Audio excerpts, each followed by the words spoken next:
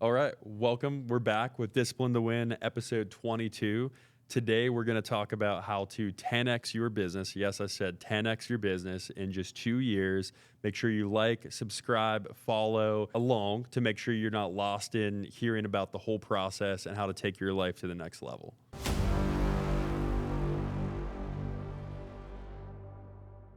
Today, we're going to talk about how to 10x your business in just 2 years.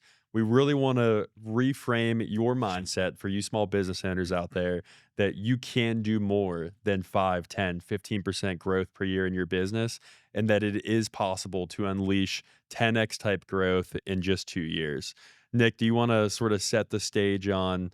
I mean, we really haven't even known each other that much longer than 2 years. Mhm. We've known each other about 3 years at this point. Yeah. Do you want to talk through about, where we were 2 years, where we were today, and then we can talk about how it's possible to get there? Yeah, totally. So I think it was 6 of us, 6 people, in the organization total, including the 2 of us. So it was the 2 of us, 4 other Yeah. individuals.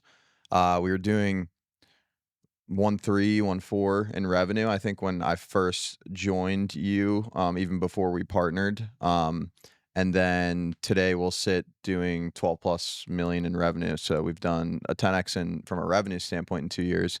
And then from a people standpoint, we've almost 10x as well. We started at 6 and we have 50 employees as it stands today. So, yeah, I mean, a lot to get into today in terms of how we did that. But I guess to start, and we've told the story a little bit before, but when you were about 3-4 years ago, you saw like a little bit of stagnant growth in the Yep. company where you only grew about like 10%. Yep. Talk a little bit about that and like what I guess changed your mindset to start ramping up Yeah. the growth that we've had. It was my first year of owning the business. We grew by 400% in 1 year, went from 300,000 in revenue to 1.2 million in revenue. And I'm like, this is awesome. I'm just going to do this again this year with the same people, with me doing the same thing. And then did pretty much the same revenue number again in year 2 of owning the business. And when we met, we were in the middle of year 2, Mhm. towards the end of year 2. Yeah. We were about to do the same level. And whenever we ended up getting introduced is when I had the epiphany of why we met is because I realized that I was doing the exact same thing and I was purely working 100% during the day in the business, and then I was trying to work on the business only in the evenings, night, and the weekends.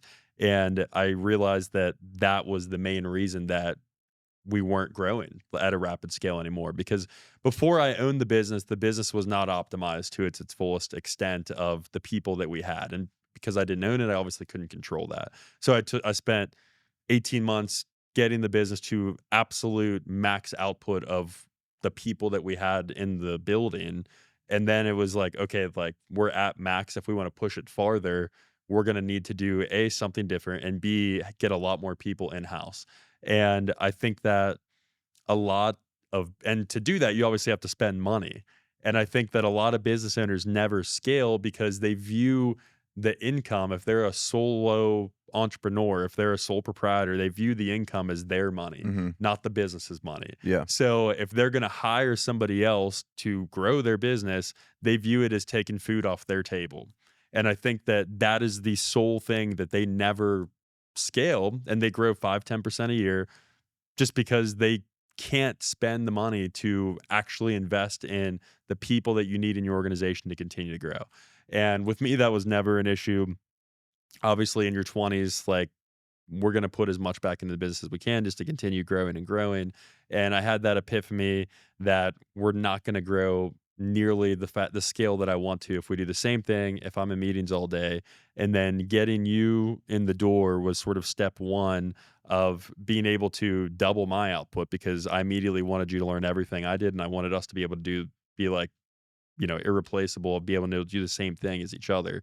And that alone took us, really in our first year, even before you were a partner, that took us another, 40% growth of just basically me and you being able to maximize both of our output. Mhm. And then though together we realized that it was going to take so much more than just another high output person to get to where we wanted to go, because our first year together, like I said, we went from 1.2 to 1.5 or 1.2 to 1.6. Mhm. So it was like a 35% growth in that first year together. So I guess from your perspective, and I'm sure I would agree with you, but it was realizing that the quickest way to scale was not going to be 100% organic, but it was going to be to go out and buy other established businesses in our industry that we were going to be able to quickly absorb into our culture, hire people, or appoint people that were already existing in our ecosystem into those enterprises and scale out rapidly that way. Would you agree that we sort of realized that in January of 23? Yeah, if you have no money, which we didn't, No. like from a capital To standpoint of put just no like money into the personal, deal. yeah, capital, we had no money. So this is a different story. You can 10x your business in a lot of different ways if you have a lot of capital at your Way easier. disposal, way easier, and you can get higher level people at the start. Yep. Like that wasn't the case for us. Like we can only pay people pretty low wage. Right. Like we're getting people that didn't really have that much experience, and we're focusing on developing them. Which for Yep. anybody starting out, they have to do that, and that's like a key component. Right. You have to bring people in that you can see that they have a fire in their eyes. They may not have the experience, but they at least have the fire and they have the motivation to want to learn and to want to develop. And you don't actually have to pay them that much at the beginning, but you can go ahead and like offer a ton of growth opportunity, which we've done for so many people within our organization, starting from basically ground zero. But you have to focus on that development of people. Aside from that whole thing, we realized, yeah, it was about the end of the first year that we were working together. The only way we're going to do this is through like merger and acquisition. And that's then when we went like full steam ahead and got as much capital as possible to go out and do as many deals as possible. And we almost like from that point grew 800% in 1 year because we realized like nobody else is going and do this. Interest rates were high. The market was not great. Like everyone else was kind of like sitting back and not being aggressive. And we took the opposite approach and we're like, doesn't matter that debt's 10% or 11%. Like Right. we'll go out and get any deal Well, and we'll execute on that what deal. you also have to do is if you're going to wait until you are 100% sure that you are able to go and complete a transaction, like everything's lined up, like if you're going to wait till like, okay, I need to have all of the people I need to have all of the money, I need to have all of the logistics figured out, I need to have the space figured out, you'll never get a deal done because you're just going to kill yourself with trying to prepare for every possible outcome before you actually even know exactly what you're going to need, to where as when you're first getting into M&A, you need to get a deal before you're even going to be able to get money. Like if you call up a bank and say, "Hey, I want to borrow $1 million because I want to go buy a business." They're going to say, "What business?" And then you're going to say, "I don't know." And they're going to be like, "Well, come back when you have a deal." Mhm. So you're not even going to really know if you can get money until you bring the bank a deal because it's the deal that the bank's lending. They're not like giving you the money. They're giving you the money to give away immediately to whoever's selling you the business. So if you're looking to get into M&A in any industry, any small business I talk to, I try to encourage them to go and buy another business in their industry because that's the best way to scale, in my opinion. But you need to get the deal first and then go to anybody that'll pick up the phone that lends money and just find a way to get the funds for your first deal. And if nobody will even lend you the money, there's still a chance you can convince the seller to basically let them lend you the money and you just pay them a monthly payment for a set period of And we've time. done a ton of deals like that. And Correct. we did an episode on creative financing and we talked a lot about that. But So like go get the deal first. Like yeah, you don't even need to have anything else figured out. You need to build a relationship with somebody enough that you can convince them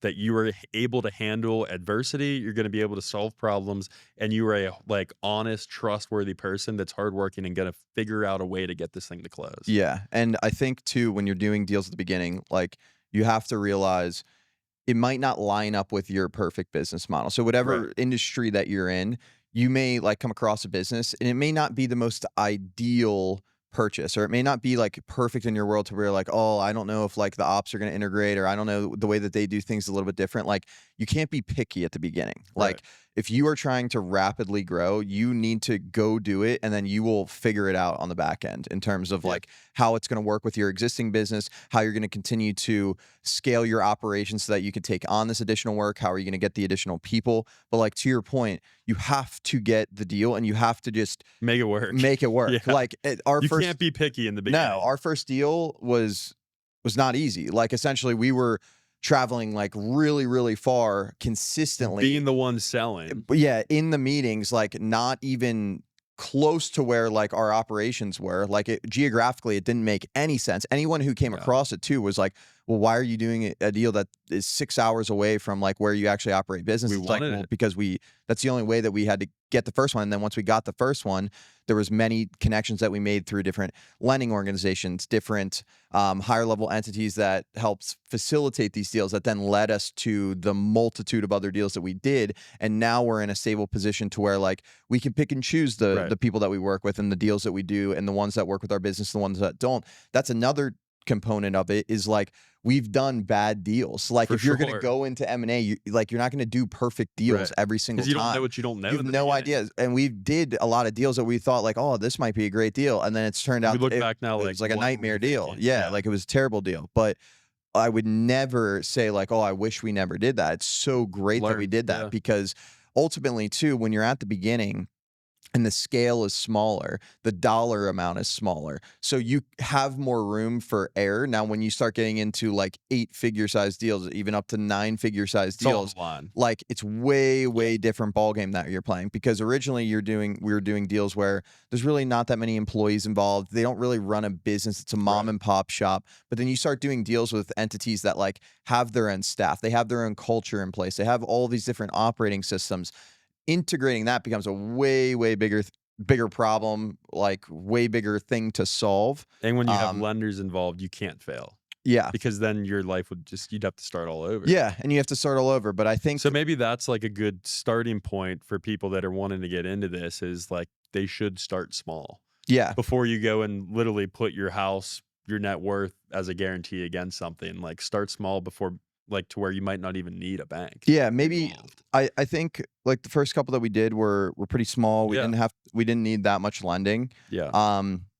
But again, if you're trying to do what we did in 10x your business in 2 years, you got to go out and tackle a big boy deal. And the deal that we kind of launched us to the next level, you have to recognize like you're not going to be ready to take on that deal from an infrastructure standpoint or a people standpoint or even a capital standpoint. Living a week at a time. Yeah. It was literally like, I would say for 9 months, every day, it's just like, how do we get to tomorrow? And how do we get to next week? You're never going to know what the end looks like. Like you want to try to manifest what the end outcome looks like. But if you try to figure out every possible step to get there, you'll never actually get there because you're just too far into the weeds and trying to overthink anything. You just got to figure out how do I continue progress and like continue moving forward, even just a couple yards every day. And you just put your head down and work through it. I think so many people just get intimidated by all of the things that they don't even know. They're afraid to start. Yeah. So, but yeah, it was literally the big deal that took us to the next level. Was just a dogfight the whole way through, but it honestly tested us and enabled us to give us the confidence that we know we can take anything down. Yeah, and it's there's something to be said about that from a standpoint of like you have to just totally accept that you might run it to zero. Yeah, and like you really might. Like we were really fortunate close. we were really fortunate we were on that line of like running it to zero. And again, nothing is ever guaranteed. Like tomorrow is never guaranteed. Something could happen in our business and it could run to zero. And I never worry about that because we know the steps, like we know the plan in place. We would just like start over and do it again. So you have to be comfortable being uncomfortable with knowing that, yeah, you might run it to zero. Like you might blow up your whole life. Like you might for a set period of time, like be living on nothing, go right back to square one with all the work that you put in. And you have to own that and be able to sleep at night every single day. Because if you go into that space, you start taking on mass amounts of debt and you start like doing these type of deals, that's the risk that you're taking on. So like, I guess before you get into any type of deal, know that you can accept that or else you'll drive yourself crazy. Yeah, it's not for everyone. Like I go to sleep sound every single night because I know that we've put the work in and we've Right. done the right things and we've worked hard to make sure that things work out right. And if you're not comfortable with that or you don't feel that you're there as a person, then like maybe that like rapid growth isn't for you right now. Maybe you need to do a little bit internal development and like learn about like what are you actually trying to do with your business. But for people like us who are like, you know what, I want to get to the next level. I want to take that risk. I want to take that jump. Like that's what you have to accept and you have to be comfortable with that. It's war a lot of times to where, Mhm. like, you also can't be naive to thinking whatever industry you're in that everyone is gonna help you and that it's gonna be sunshine the whole way. It's a lot of dark days, a lot of just having to just deal like, take the punches, take the hits, and just continue on and lick your chops and move on to the next thing, but I think that is the first place anyone looking to 10x their business should look is how do they buy another business in whatever they do? Because boom, now you've got another, most likely you've got another location, most likely you probably have more people, and most likely you have at least 50 to 100% more revenue immediately that you can use to, and now you have a little more scale, could hire a couple more people and then look for the next deal. Or now you have the additional cash flow, you can invest more in marketing. Like all those things compound the larger you get. We deal with a lot of people in, sort of more blue collar industries where they say, "Oh, I don't want more payroll or I don't want more liability insurance or all these different things." And that's why you see their business the same size for 45 years because I think it like we said in the beginning, it comes down to you have to spend more money if you're even going to remotely scale. You obviously can't keep the same cost and expect 10 times Mhm. the revenue. Our expenses for sure have 10x. Yeah. That's there's no doubt about that Yeah. our expenses have for sure 10x. So that's just part of it. The old saying, you got to spend money to make money. But I would say going now to where obviously you're doing hopefully some types of merger and acquisition deals in your industry, what comes with that, and I think it goes into what you were talking about of the mindset of making sure that you can stomach the risk that you're gonna take to do all of that. You also have to frame your mindset around things you're going to accept or not accept, because to get to 1,000% growth in a short period of time, you can't accept mediocrity from anybody. Like, now you're getting into like we talked about in the beginning, you sort of would take whatever employees you could get. Mhm. But to get to a 10 times larger business, you get to a point where you can't accept people that are just going to mess things up a million times and just say, "Oh, that's so and so, that's just what they do. What Mhm. comes with them." You can't accept those things. So like you said, you either have to develop your team, which is always part of it, or you develop your team plus a combination of hiring higher level talent from outside the organization. And I think that a lot of people also struggle with all of the growing pains that come with that entire process of finding talent, developing your team to where this all brings it down to if you're going to 10x your business, you need a leader in the organization. And I'm a firm believer that leadership is something that can be learned, but I'd say 75% of it is natural, just confidence and belief in yourself that you have to be a leader. So if that's you, awesome, but you now got to do everything that you're telling your people to do and like be that person. And if not, like you've really got to get a leader in the organization. We had someone who was a guest on our podcast and they talked about they knew they weren't a leader Mhm. and they just wanted to be like the friend to everybody. They didn't want to be the person working a million hours. So they brought somebody into the business from an equity standpoint that was a leader that could be there every day, which we obviously don't align with that. But if that's how you're going to scale your business, and at least you're like cognizant enough to know that you're not that guy and you need somebody that is that guy. That is a way. Mhm. That's a way. Like they've done a great job building out their business. Like it's scaling like crazy. So I think awareness, having business IQ and business awareness is a big part of it also, and being aware of what you are, what you aren't, and knowing all of the different attributes of types of people in your organization. So that type of really leadership development and being more than just a boss or a manager, I think is a huge part of that because the things that come with the demands and not accepting mediocrity and the amount of output it takes to grow that quickly it's an extreme level of stress on your team, and like I feel like we've pushed our team to the point of breaking like a bunch of times. Hmm. And if you're not setting the example and putting out and being that guy, I think that you could also like lose your whole team in the process. So Yeah. I think that's something that people have to be cognizant of also, of just like, if you're gonna put high demands and high stress, you better damn well be showing that like you're like going through that and that you're capable of the same thing. Yeah, like your culture. I mean, our culture was super important to growing as quickly as we did because Yeah. if you don't have a strong culture, that's going to kill you. Um, you can't have people that leave at times where like you really, really need to buckle down and get Yep. things done because they don't believe in the overall mission. They have to believe in the people that are leading them and the Yep. people that see the vision and know like, hey, this is what we're trying to do because it's going to create more opportunity for everybody else and it's going to impact the world in some way, shape, or form that is a lot better and with a lot more people. Because that's all size and scale of businesses. The largest businesses in the world, they impact more people in a positive way. And Right. that's why they It's our are the size mission. that they are. Yeah.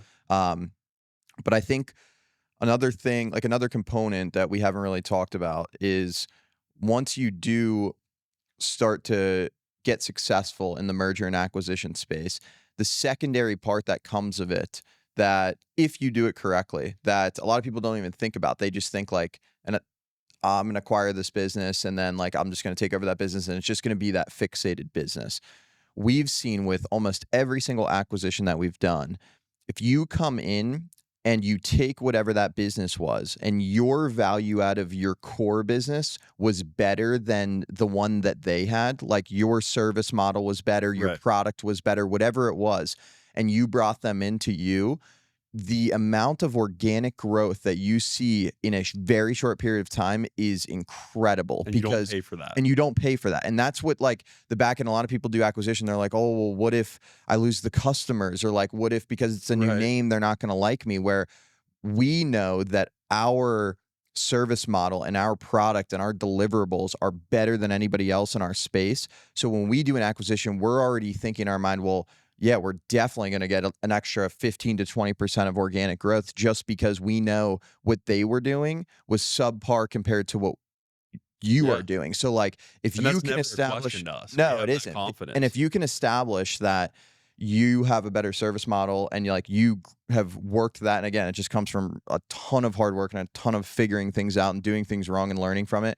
But if you can establish that and you know that whatever your industry is, you can go into a mom and pop shop and provide like way more value to the clients or customers or people that buy from that specific business, you can really expect some serious organic growth. And we've seen it pretty much across every single one of our Yep. acquisitions that we've done. And that's something that's really, really powerful because And it's usually immediate impact. Like, it doesn't take that long either. yeah, and what I'll say is the number one source of growth after any type of acquisition is word of mouth. Like if you come in and you do a really good job, not even just from the clients that are existing, but just in the community. We've seen so many communities that we've gone into where people aren't even clients of ours, but they're talking about our firm, about how great of a job that we do or the great team that we have or all this the service model that's super unique. Like you'll be amazed that when you come in and you do an exceptional job, people will talk about that because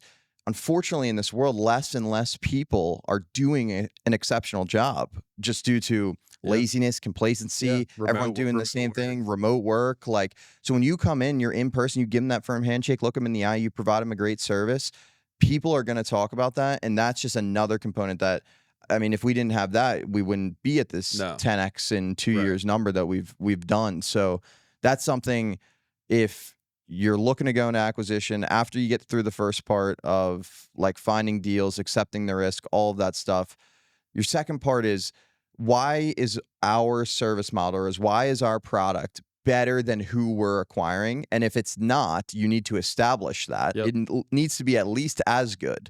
It cannot be No. worse, but establish that and then go in with the thought of like, you know what, I'm going to take this business and I'm going to double the size of it in 2 years because I know what we're providing is better and we can go impact more people in that community of wherever that business is. 100%. I think the last thing I want to touch on that you cannot 10x your business in 2 years or probably ever without is pure just belief. and just knowing that you'll just make it happen. There's never we've had I mean, we talk on the phone every single day. So I would say that we've had probably in a 3-year period, couple thousand conversations. And I don't think that out of either of our mouth, we've ever said the words we can't or like, not gonna happen, can't do it, will never happen. Like we've never spoken those words. Everything is always okay. We've hit this roadblock. Let's try to figure out our next 3 moves that we can maneuver to get to the next level or get to the next point or pivot. Like, okay, we tried this, like, didn't work there. We're now going to pivot to this to try to move forward. There's never like, yeah, just like doesn't work or we can't do it or like we've like, failed and we're just going to stop. Like, we never stop. We never say we can't. And you have to have that belief that no matter what, you will find a way. And we've done a bunch of transformative things in our business. And time again, we don't know how we're going to get to the end, but we Mhm. have belief in ourselves that we will find a way and we know we'll do whatever it takes. And if you're that type of person, I believe that you can get there with limited resources. Mhm. You will just earn it basically. Like I know that we like you said, we put in the work to where if you put in the work long enough, it's just gonna work out. Mhm. And you got to believe that that's gonna happen. And it's never not for us. Yeah. We've always found a way. We've always made it happen. We've always made it work because we are just optimists and believe that no matter what, we'll get there. And 6 years in business now, and that's just always worked through a bunch of crazy shit along the way. Yeah. So I think that that is the biggest thing that it will never happen if you don't believe in yourself and if you don't have the confidence in yourself. So that's something that I think people need to do a gut check, like probably from the very beginning. And like, I don't think it's possible without that. Yeah. No, I totally agree, and I Like, and, think and other people can have confidence in you, but at the end of the day, if you don't have it yourself, it's it. doesn't matter. Right. Yeah, totally doesn't matter, but, um, that's all that I have. I think everything that we've talked about, it goes back to being at the very beginning, you gotta believe in yourself, and you gotta be willing to take on mass amounts of risk, and then do mass amounts of work, which is what we talk about in every Right. single Right. episode of, like, there is no shortcut. I wish we No. could sit up here and, like, give a shortcut of, like, how this works, and it's a lot And easier. like to this Unfortunately, day, it's like really hard. to this day, like we're ending our days and we're like, wow, I feel like we just got beat up today. Yeah, Like yeah, it's and not that doesn't change, no. unfortunately, as we haven't experienced it yet, but anybody who is scaling a business, no matter what industry that you're in, would love to speak to you. Comment below, reach out to us. We love talking to other business owners, and who knows, there's possibility that we could work together in the future. We've done it before, so yeah, that's kind of where we're at, and we'd love to hear your story and even help you grow if you're looking to take that next step. For sure. Until next time, stay disciplined.